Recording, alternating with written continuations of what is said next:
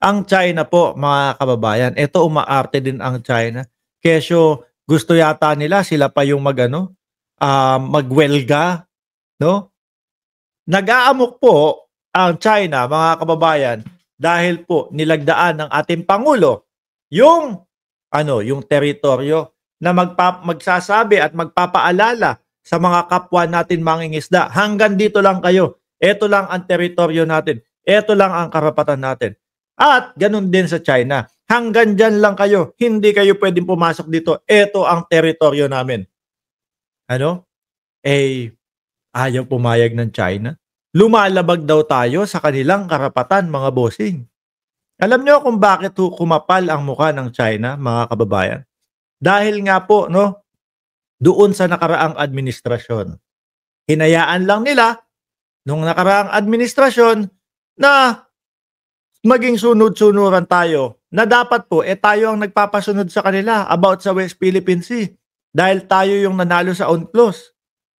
Tayo yung may karapatan. Pero ang ginawa po ng dating Pangulong Duterte, mga kababayan, wala nga. Mark, ano yung sinasabi mong ang ginawa ng dating Pangulong Duterte? Wala nga ginawa eh. Di ba? Tahimik lang. Kung ano sabihin ng China, doon tayo. Bakit? Takot eh. Sasabihin sa mamamayang Pilipino, sasabihin sa mga Pilipino, hindi tayo handa. Kulang tayo sa mga kagamitan. Ganito. Wala po bang, ang tanong ng mamamayang Pilipino, wala po bang ibang diskarte? Kagaya nung ginagawa ng Pangulong Bongbong Marcos? Bakit hindi makaalma? Bakit hindi makapalag ang China ngayon? Kulang pa din naman tayo, di ba, sa ating mga kagamitan. Pero, dumidiskarte ang Pangulo. Dumidiskarte ang Department of National Defense, mga kababayan. So ngayon, hindi pa din sila makaalma. Eto po yung balita dyan. Yung nakasaad sa international law, walang dahilan ng sang-ayon dyan and wala pong dahilan. In fact, walang dahilan para magprotesta ang China kasi kung ano yung nakasaad dito sa Maritime Zones Law is kung ano man yung nakasaad sa international law. Yun naman pala, mga bossing, walang dahilan na mag-aarte o kung ano man ang itong China na ito. Kasi po sumusunod lang ang bansang Pilipinas, ang bansa natin. Naaayon po doon sa international law. Kaya naman po, di ba? Ang mga kasapi doon sa international something na yon nung nakaraang vlog natin. Pumapanig sa China, pumapanig sa Pilipinas. Di ba? At humahanga po sila sa Pangulong Bongbong Marcos dahil po sa pagtindig. Tapos maririnig mo doon sa mga DDS, sabi, wala na yan, hindi na mababawi yan. Biruin nyo ho yun. No?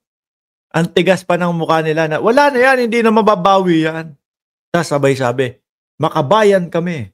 Makabayan? Gusto nyo ipamigay na lang?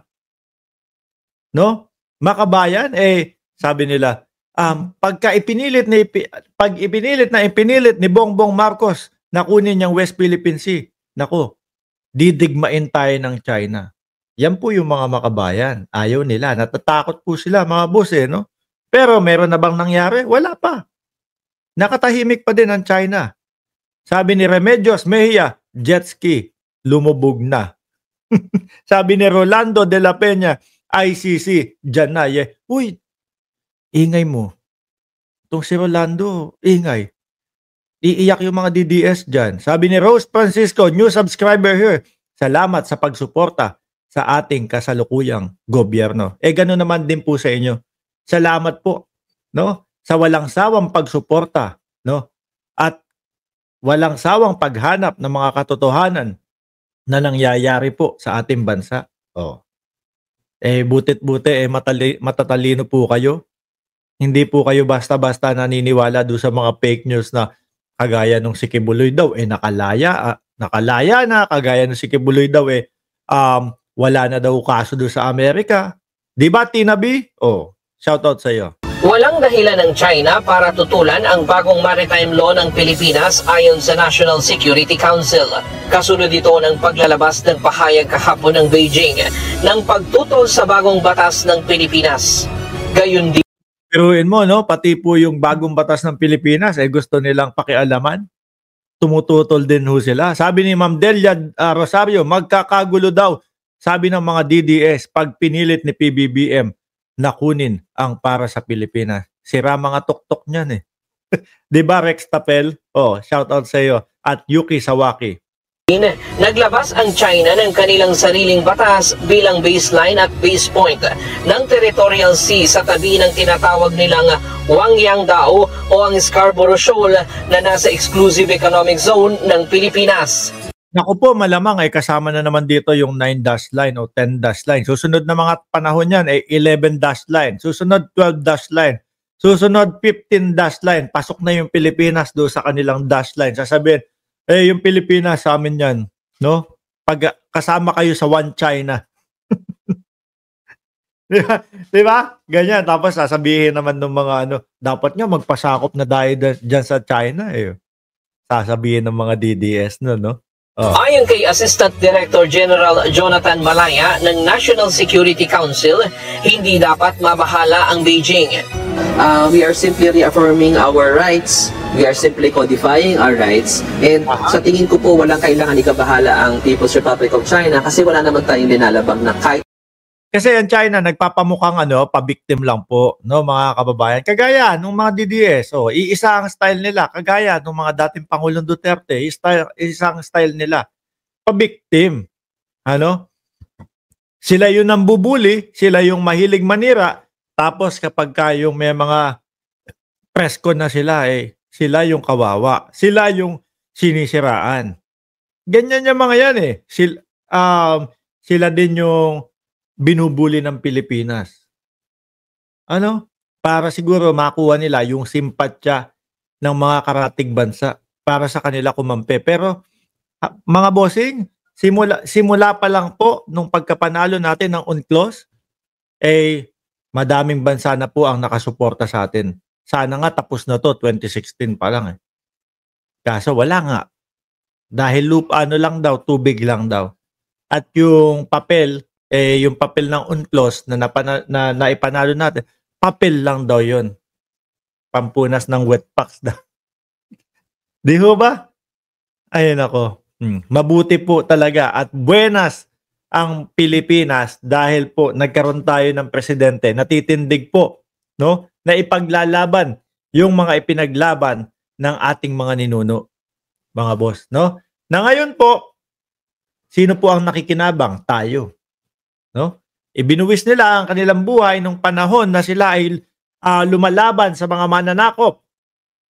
Na ngayon po, tinatamasa natin. Ngayon naman, yung panahon naman natin, mga kababayan, dumating ang panahon natin na tayo naman ang kailangan magtanggol sa ating bayan. Tapos makakarinig ka doon sa mga DDS, pasakop na lang sa China. Kanila na yan. No? Ganito, ganyan. Hindi na mababawi yan. Yung tayo naman, ang babawi para doon sa mga kaapu-apuhan natin, para doon sa mga magiging anak ng anak natin, para hindi naman babatok-batukan ng mga Chinese o kung sino mang sasakop sa bansa natin. Di ba? Pero wala po Yung iba, proud pa, pasakop na natin yan. Bigay na natin yan. Ito po yung pagkakataon na babawi naman tayo sa ating bayan. Tayo po namuhay ng mapayapa. Namuhay tayo ng malaya. Diba? Ibigay din natin. No? Wag din nating hayaan na ganunin o bulihin yung ating mga susunod na henerasyon nung mga may planong sumakop sa atin. Ganyan lang ho yan, mga kababayan. Wala May mga duwag no? Yung mga yan, matatapang na mga vlogger na sumusuporta kay Pangulong Bongbong Marcos, ibala sa kanyon yan. Ako po, kung bibigyan ako ng pagkakataon na maipagtanggol po ang ating bayan sa mga mananakop, naku po, willing po ako, mga bossing. No?